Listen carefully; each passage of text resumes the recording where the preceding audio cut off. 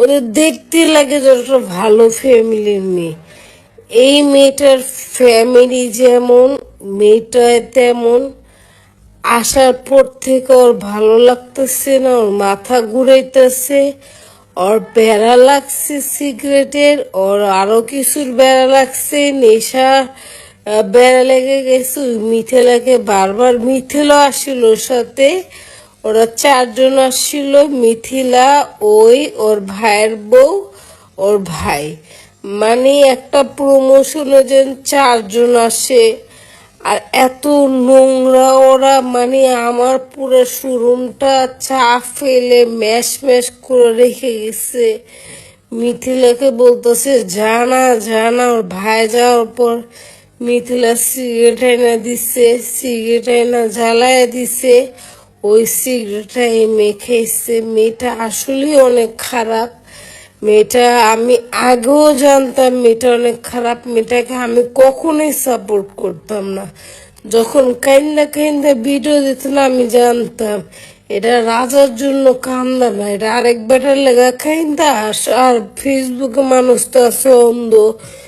আল্লাহ ঠকে। আরে ভাই, বুঝলাম না, আখিকে নিয়ে কি সবাই মিথ্যা কথা বলে? এখন যাদের সাথে প্রমোশনের কাজ করতো তারাও এবার আখিকে নিয়ে মুখ খুললো। মিথিলা তো সব ভিডিও ফাঁস করলো। এখন দেখা যাচ্ছে যাদের সাথে কাজ করে তারাও একের পর এক আখিকে নিয়ে মুখ খুললো।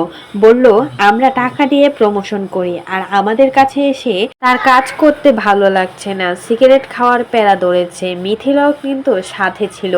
আর প্রমোশন করতে গেলে দলবল নিয়ে নাকি আখি যায়। একের পর এক চাঞ্চল্যকর তথ্য যেন সবার সামনে চলে আসতেছে আখি।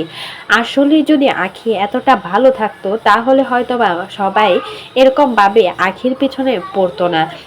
রাজা কিন্তু কম পারতে আখিকে ছাড়ে নাই।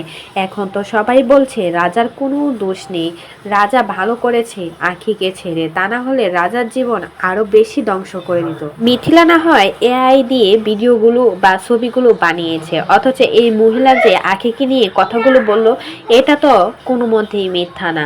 সবার সাথেই শত্রুতা কি আখির, যে শত্রু হয়ে আখির নামে দুর্নাম ছড়াবে?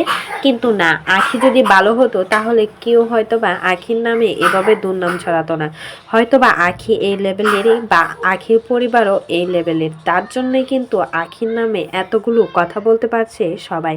তো এই বিষয়ে যদি আপনাদের কোনো মতামত থাকে সেটা কিন্তু অবশ্যই আমাদের কমেন্ট বক্সে জানিয়ে যাবেন।